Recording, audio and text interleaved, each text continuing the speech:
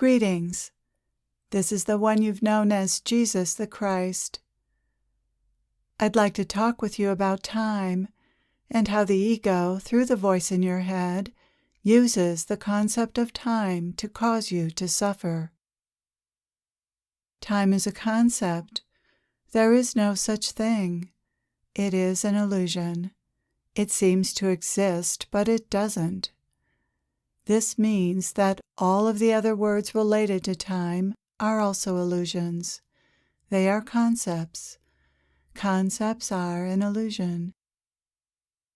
Concepts are useful for communicating, but there is no such thing as time, the past, or the future. There is only the experience of now. Because the experience of the now is always changing, it seems like there is a past, present, and future, when the truth is that there is only now.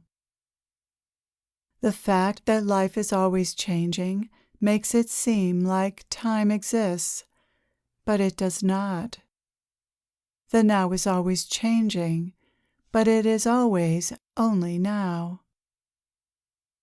The past and future are concepts and imaginations. They don't exist as part of reality. They are not real.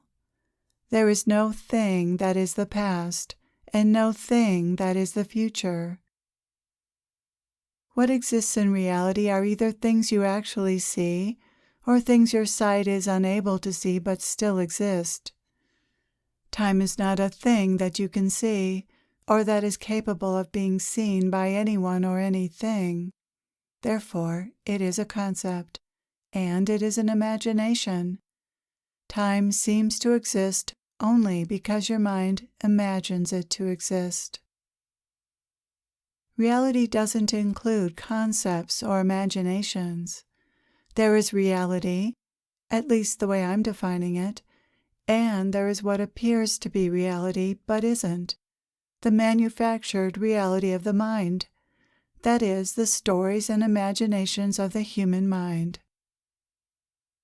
These manufactured ideas, concepts, and images have nothing to do with reality, but they appear to. They create the imaginary reality of the egoic mind and the false self. This imaginary mind-made reality is an illusion. And this illusory set of ideas, stories, beliefs, and images is the source of suffering, not reality itself. Reality just is what it is. There is no suffering around that until the mind decides it doesn't like the way reality is. That resistance to reality is the source of human suffering. You can argue that pain is painful and therefore causes suffering, and there is some truth to that. But it is the resistance to that pain, and turning up the volume on that pain by the mind, and bringing thoughts and fears about that pain into moments that aren't painful, that create the suffering that makes pain difficult to endure. Most pain is manageable without the fear, the stories, and other contracting thoughts that make pain more difficult to manage. All of this is to help you better understand how you create your suffering, so that you can become free of it. Without the concept of time, it would be difficult for the ego's conceptual world to cause suffering. The concepts of past and future are integral in manufacturing the false self and creating suffering. These concepts make it possible for the mind to create a narrative about the false self, which is all the false self really is. The false self is essentially ideas about who you were in the past, who you are now, and who you will be in the future. The concepts of past and future also make it possible to compare the present moment to ideas about the past and future in ways that make the present seem undesirable or problematic. To maintain the false self, the egoic mind, or the voice in your head, must keep you from being present to reality. And the way it does this is by declaring the present moment undesirable or boring, and then luring you into stories about yourself, the false self, which include your past and your future. Then, once you believe that you are the false self, it comes up with negative false beliefs that result in suffering. Suffering is created and sustained by mentally or verbally repeating these stories, such as, "I can't stand this," or "I can never get ahead." If that story is not told and repeated, you would discover that no experience is sustained for long. The now is always changing. If you remain in the now, even pain doesn't remain the same for long. The concepts of past and future make it possible for you to sustain both physical and psychological pain well beyond the natural lifespan such pain would have if you remained in the now. By bringing painful memories or fears of possible futures into the now through thought, the now becomes colored with pain and fear, which need not be part of that now. Suffering is created and prolonged unnecessarily through painful and fearful thoughts. This is difficult for people to see because they really believe that their ideas and beliefs about reality are reality. They believe the illusory reality generated by their minds. Your mind says, "This is awful," and so it is. Your mind says, "This shouldn't be happening," and so you feel sad, angry, and victimized. However, there is no sadness, anger, or victimization inherent in any now. These are feelings and experiences you create through thought. You are that powerful that you can create an illusory reality and then experience that as reality. You are here in this dimension in part to learn that you do this and how not to do this. This is your challenge, to overcome the suffering of the human condition. This ability to create an illusory reality, including an illusory sense of yourself as a limited and suffering individual, alone and vulnerable in a fearful world that is against you, is the challenge you've been given.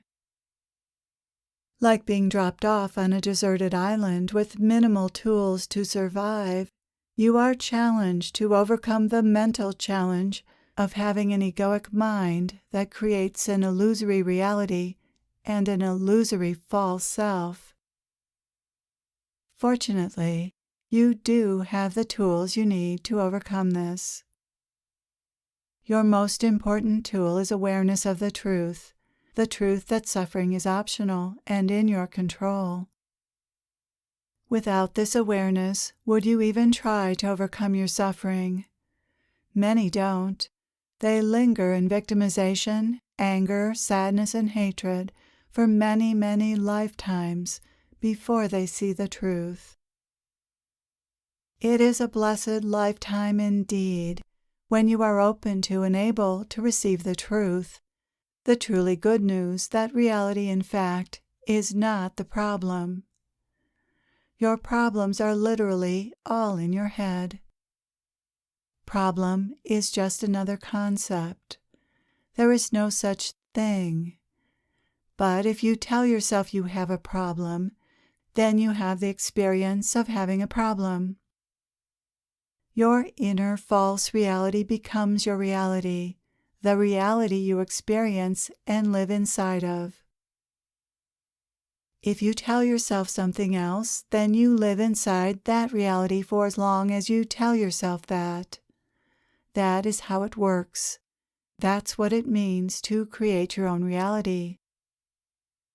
You create your inner experience of reality, and that becomes your experience. And living inside that imaginary reality draws to you people and outer experiences that reinforce that imagined reality. For instance, if you believe you are a victim, you're likely to attract those who will victimize you. The outer world often complies with, or at least seems to agree with, your inner experience and beliefs. So you live inside an imagined reality, and often reality itself reinforces that imagined reality and makes it real. That is how you create your reality. It's useful to learn that you have this power or curse to create your own reality by how you think about things. But more powerful than that is to discover that you can stop living in this imaginary reality altogether, which for most is quite a nightmare, and begin living in reality. The way this is done is to see the truth, to see that the mind generates a false reality. And if you believe that is reality, then you're stuck inside that reality, stuck being the false self that is having that mind-generated experience. Granted, you might become skillful at creating a positive reality for this false self, and that is commendable. But ultimately, you're meant to discover who you really are and how to live in reality without this imaginary reality and false self. Seeing through the falseness of the concepts of past and future will help you do that. Believing in the past and future and dwelling on thoughts about the past and future keep you bound to the illusory reality of the egoic mind. It's not so difficult, really, to overcome this pull, this addiction to thinking of yourself in the past and future, once you realize that you aren't the you that has a past and future. That's the false self. If you think you are this you, you'll feel like you've lost something if you give up your thoughts about the past and future. However, what you give up those thoughts for is the experience of your true self, which is free of the suffering caused by those thoughts. You give up nothing but your suffering. You still exist and have always existed as your true self. These thoughts about the past and future have only kept you from realizing who you really are. This is really good news. There is nothing to lose when you lose your past and future, and everything to gain. Of course, I'm not suggesting that you stop referring to the past or future when necessary in conversations. These concepts are needed to function. I'm only suggesting that you realize the truth about the human condition, and more importantly, the truth about who you really are. Now I want to say a little more about the suffering caused by the sense of time. It's not just the thoughts about the past and fears about the future that cause you to suffer, but also the pushing and hurrying the ego does as it rushes toward the future and away from the now. The voice in your head is always in a hurry, and that is exhausting and stressful. The voice in your head is not a friendly, supportive voice most of the time, but a pushing, stressful voice. It makes you feel like you can never get things done fast enough or do them well enough. The voice in your head is a time tyrant, leaving you with the feeling that you never have enough time. But that is an illusion, a lie that creates unnecessary stress. Life is not a race.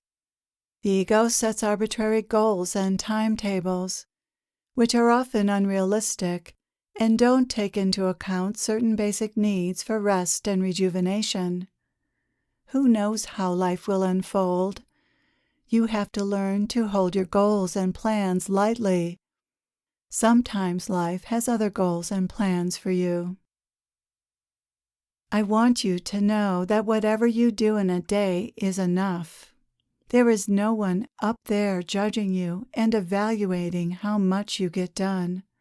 Only the voice in your head, and maybe the voice in other people's heads. You get to live your life as you choose, hopefully as your heart chooses. The problem is that there is no end to the ego's to-do list. All the things you need to do first before you can finally be okay, according to your ego, and follow your heart.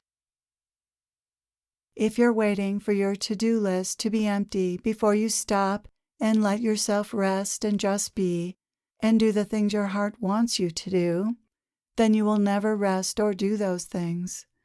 You will be constantly striving and never arriving home to presence, where true happiness lies. You are here in this life to do many different things, not just work. You are also here to enjoy life, to laugh, to play, to create, to explore, to turn within and pursue things you love.